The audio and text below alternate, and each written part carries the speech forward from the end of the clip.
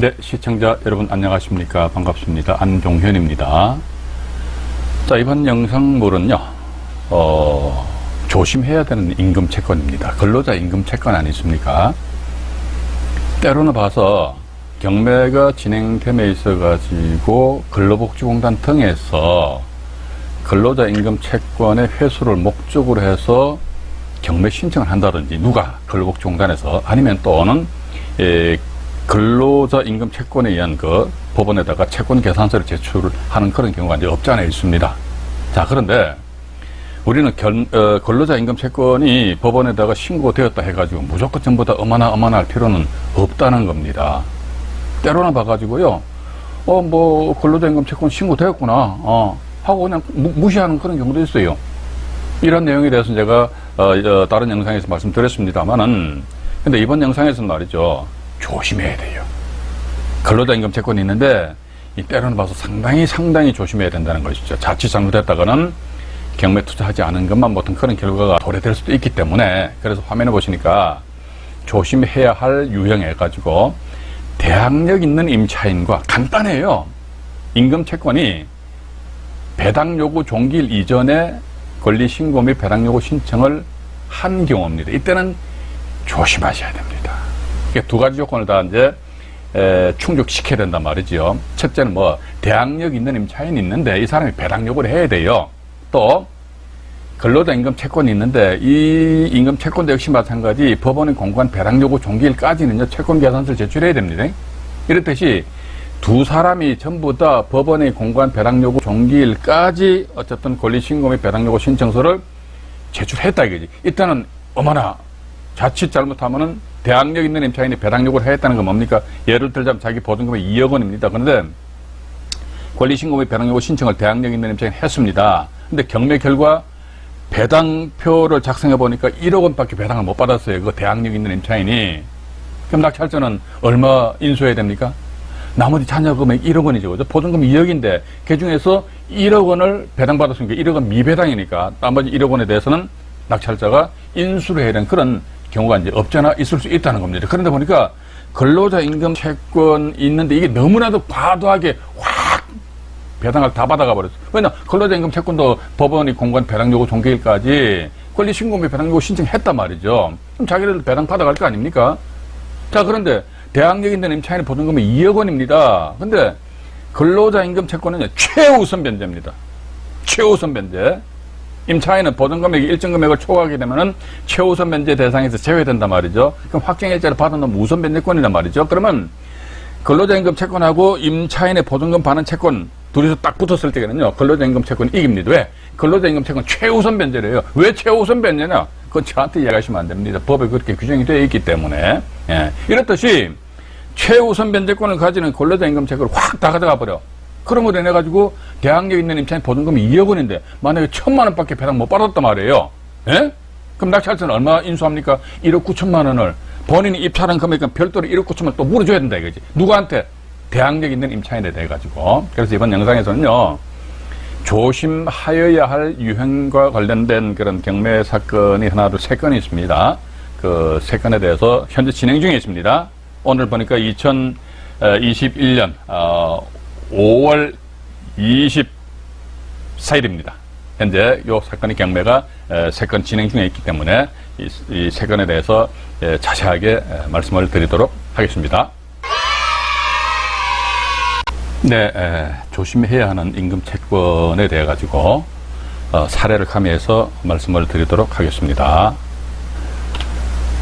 보시니까 일단 2020타경에 73,823호 물건번호 1번입니다. 물건 소재지는 광주광역시로 되어 있고요. 여기 보시니까 3,000매가길 해가지고요. 6월 2일입니다. 입찰기일 한 10일 전쯤으로 일단 우리는 보시면 되실 것 같거든요. 여기 보니까 앞에 건자가 보이죠. 우리는요, 경매 정보지를 보시면 있어가지고요, 등기부등본 보니까 근로복지공단 나와 있거든요. 깜짝 놀라야 돼요. 근데 요즘 보니까 어떤 경매 정보지는 말이죠, 이런 이런 걸 다 표시를 안 해놓더라고요. 근데 이게 앞에 건자 있죠. 이것도 근로복지공단입니다. 근로복지공단이죠. 이게 등기부등본 보면 나와요. 이랬다 건장 봐도 우리 깜짝 놀라야 됩니다. 깜짝 놀라셔야 된다는 거. 자, 그래서 어떤 같은 경우 왜 우리가 이런 경우는 좀 조심을 해야 되느냐. 여기에 대해서 다음 페이지로 잠깐 넘어가 보겠습니다. 여기 보시게 되면요. 제가, 모두에 여러분들에게 말씀드렸습니다. 뭐냐면요. 경매 사건에 있어가지고 대항력 있는 임차인이 있다 이거죠. 대항력 있는 임차인이. 여기 같은 경우는 이제 서모 씨라는 분이 일단 대항력이 있어요. 이 경매 정보지상에는 전세권, 이분이 전세권도 설정하셨는데 전세권이 소멸 기준이가 아닙니다. 이게 잘못됐어요. 자, 저는 이런 말씀을 더 드리고 싶습니다. 우리 시청자 여러분들에게. 경매 진정 관심 있으신 분들은요, 믿으면 안 됩니다. 부동산 등기부등본 믿으면 안 되고요. 경매 정보지 이것도 절대적으로 믿으면 안 되고요.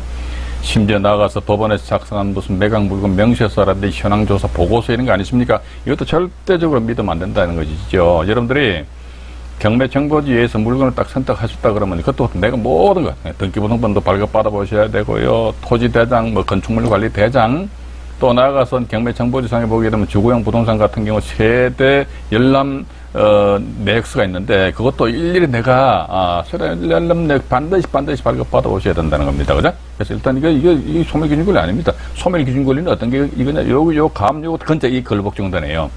근로복지공단에서 가압류 해가지고 우와 1억 5,300만 원 가압류를 하셨네요. 이게 소멸기준권리거든요. 2018년 10월 25일자. 근데 보니까 서모시 같은 경우는 2017년 12월 28일이니까 대항력이 있지요. 대항력 있는데 배당 요구하였지요. 그죠?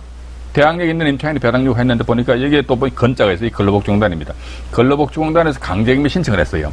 강제경매 신청했는데 청구액이 얼마다 1,500여만 원 정도 됩니다. 1,500여만 원 정도. 예. 근데 요거 좀 제가 좀 약간 의구심이 일어납니다. 가압류는 1억 5천만 원 했는데 강제경매 신청에 따른 청구액이 1,590, 한 1,600만 원 정도 된다? 그럼 근로자 임금 채권 우리가 일단 1,600만 원 정도를 보자 이겁니다. 1,600만 원 정도. 예. 그러니까 이런 내용에 대해서 정확하게 우리가 조사 분석이 뒤따라야 돼요. 제가 만약에 이 물건에 진정 입찰 들어가고 싶다 그러면요. 저는요. 근로복지공단 여기다 직접 찾아가든지 전화를 합니다. 해가지고 당신들 말이지 이 사건 관련해가 청구 채권액이 근로자 임금 체불된 금액이 1,597만 5,560원이냐? 아니면 가압류한 1억 5,347만 140원이냐? 이거 알려다고 이야기하세요. 그리고 만약에 못 알려줘 그러면요. 저 같으면 입찰 안 들어가겠습니다. 왜? 저는 쇠가슴이기 때문에 일단 그렇게 좀 이해를 하시고요. 여기서 지금 보시게 되면은 이 근로복지공단에서 일단은 강제경매 신청을 하였고, 그죠? 강제경매 신청을 한 그런 상황에서 저 강제경매 신청했다는 것은 뭡니까? 채권자로서 배당 절차에 참여하겠다는 그런 의사표시지 않습니까? 따라서 배당 요구한 것으로 본다 이거지요. 그러니까 근로복지공단에서 근로자임금 체불을 이유로 해서 법원에 채권계산 제출했고 또 대항력 있는 임차인조차도 법원의 공간 또 배당 요구 종기를 이거 잘 보셔야 됩니다. 배당 요구 종기를 해가지고요. 이 배당 요구 종기를 있잖아요. 2021년 1월 18일 그 이전에 배당 요구 해야죠, 그죠?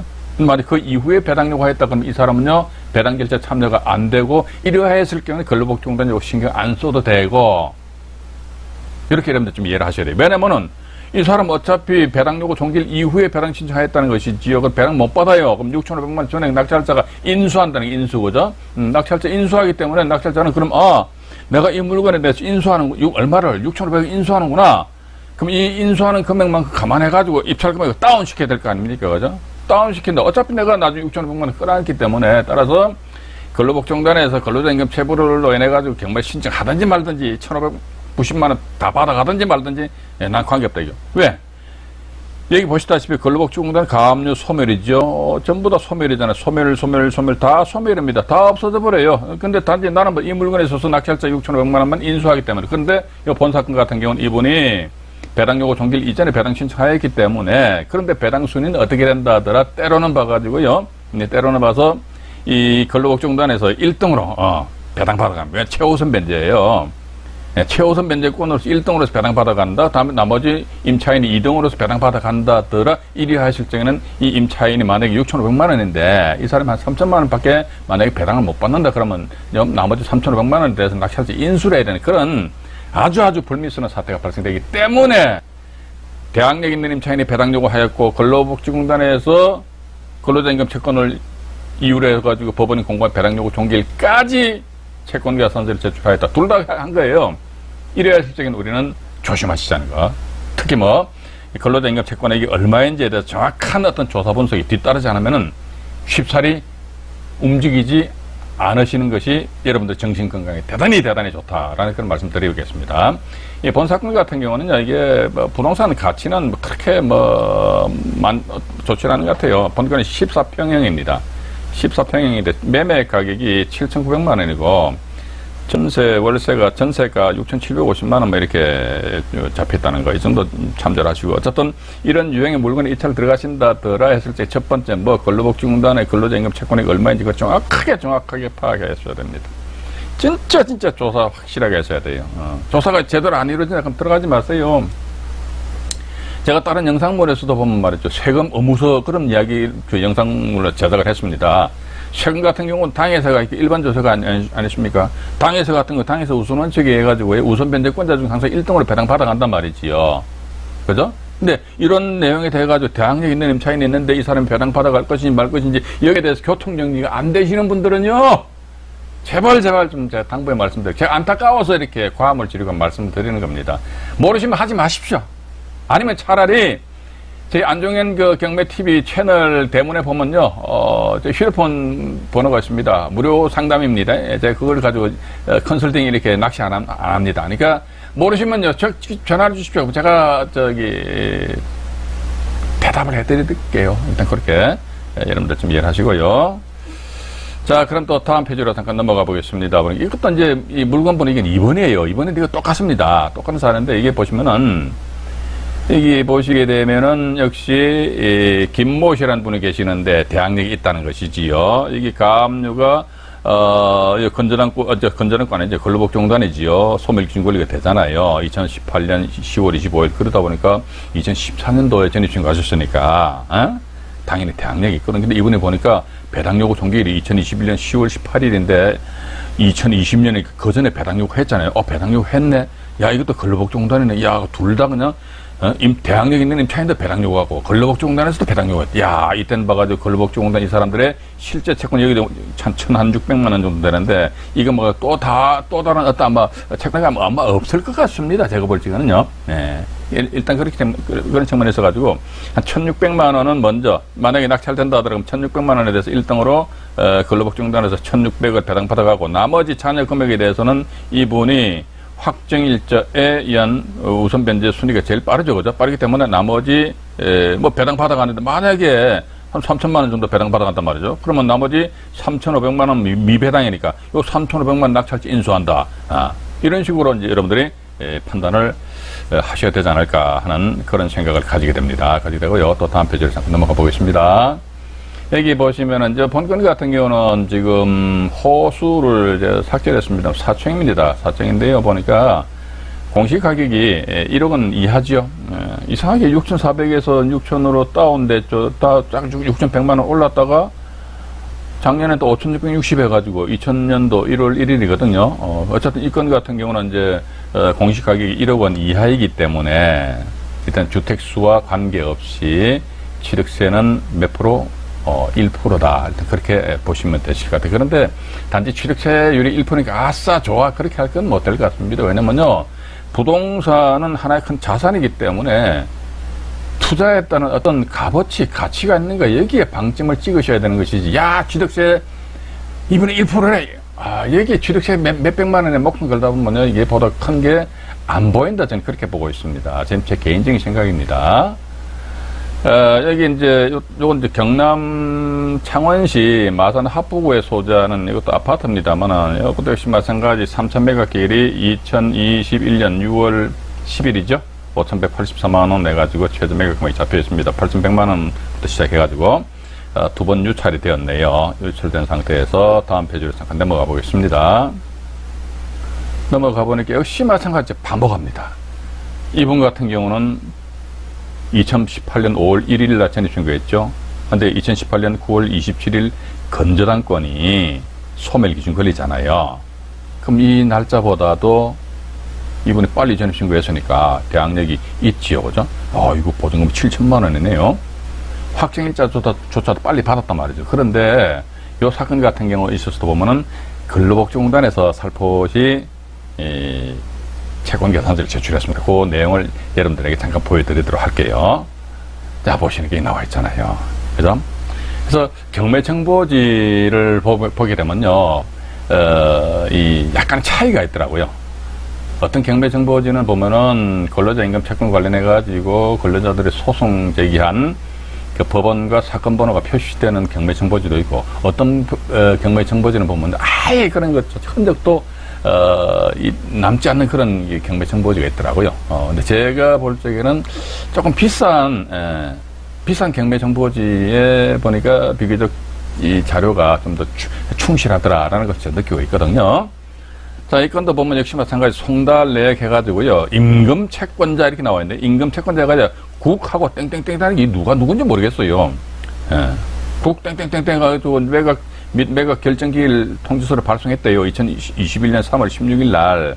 그러니까 교부권자입니다. 이 채권 신청한 사람이에요. 교부권자 국 땡땡땡땡이 교부 청구서를 제출했답니다. 언제? 2020년 7월 20일이거든요. 요 날짜가 보면은 법원의 공간 배당 요구 종기일 이전이어야 된다는 것이죠. 2020년 7월 20일입니다. 2020년 7월 20일입니다. 앞으로 넘어가 보겠습니다. 2020년 7월 20일인데 배당 요구 종기일이 9월 28일이니까 이전이죠, 그죠?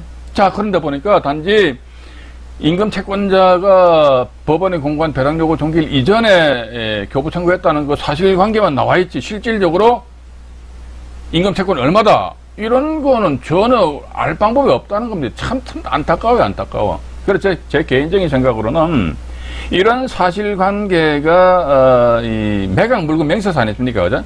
매각 물건 명세서상에 표시가 되어야 된다라고 저는 그렇게 생각하고 있습니다. 왜냐면은 근로자 임금 채권 같은 경우는 최우선 변제권을 가진다는 것이지요. 근데 대항력 있는 차이는 있는데, 그런 최우선 변제권을 가지는 근로자 임금 채권액이 많은지 아니면 적은지 금액이, 그걸 일반 투자자 입장에서 알 방법이 없는 상태에서 낙찰 받고 나서 보니까 아이고야, 나중에 근로자 임금 채권이 있다만 해가지고 말이지, 그냥 거의 낙찰 금액에서 근로자 임금 채권 거의 다 가져가 버려.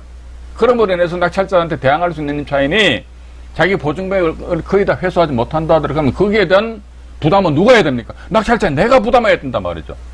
그렇기 때문에 제가 보는 관점에서는 제 개인적인 생각입니다만은, 물론 그렇습니다. 어떤 법원은 보니까 근로자 임금 채권 해가지고요, 매각 물건 명세서 아주 자세하게 표기해 놓은 그런 법원도 있어요. 근데 어떤 법은 대체적으로 보면 이제 표시를 안 합니다. 표시를 안 하기 때문에 안 한 상태에서 물건 낙찰받고 나중에 보니까 근로자 임금 채권액이 대단히 과다함으로 인해서 낙찰자 내가 대단히 불리하다 이랬을 적에는 매각 물건 명세서 작성에 중대한 하자다, 이걸 빌밀해가지고 매각 불허가 신청할 수 있어요. 근데 매각 불허가 신청에 결정이 나야 된다라는 것이 제 개인적인 생각입니다. 근데 이와 관련된 똑 떨어지는 대법원 판결 내지 결정은 현재 상태는 없다는 것을 여러분들에게 말씀드리고 싶습니다. 송달내역은 뭐 이렇게 나와 있는데요. 일단 이렇게 나와 있고, 다음 페이지 뭐 또 있나요? 이제 끝인 모양입니다. 하나 더 있는 모양입니다. 죄송합니다. 이것도 역시 마찬가지. 동성가든 아파트 해가지고요, 공동주택 가격이 공시 가격이 보시니까 맨 우측에 나와 있지요. 이건 이상하게 7,000만원에서 7,500만원 쭉 올라가다가 다시 7,000에서 또 6,600으로 6,100만원, 5,920, 이게 금액이 떨어지는 걸로 보면, 이게 또 아마 우리 이런 걸 보면서 요건 같은 경우는요, 국토교통부 실거래가 사이트에 아예 그냥 사례가 없어요. 그런 사례가 없기 때문에 우리가 이제 객관적으로 봐서, 야, 이건 뭐 투자했다는 뭐 별 가치가 있겠나? 가치가 있겠나? 없겠지? 이런 식으로 아마 우리가 판단을 해볼 필요가 있지 않겠느냐 하는 그런 생각을 가지게 됩니다. 자, 이번 영상물에서는요, 조심해야 될 임금 채권에 대해서 말씀드렸습니다. 정리를 해서 말씀드리자면요, 대항력 있는 임차인이 있는데 또 근로자 임금 채권이 있는데, 둘 다 법원이 공고한 배당 요구 종기일까지 채권 계산서를 제출하였을 적에는 때로는 봐가지고 근로자 임금 채권액이 얼마인지에 대해서 정확하게 조사 분석이 이루어져야 된다. 만약에 그러한 조사 분석을 하지 않은 상태에서 그냥 들썩 들어가서 낙찰 받았다가 나중에 때로는 봐서 낙찰자가 대단히 어떤 큰 낭패를 볼 수 있다라는 그런 말씀을 드려보고 싶습니다. 네, 이상 안종현의 말씀드렸습니다. 아직 안종현 경매TV에 구독을 하지 않으신 분이 계시다면은 화면 우측 하단에 붉은색 구독 버튼이 있습니다. 꼭 한번 눌러주십시오. 그럼 제가 보다 양질의 좋은 경매 영상물로서 반드시 여러분들에게 보답을 해드리겠습니다. 네, 고맙습니다.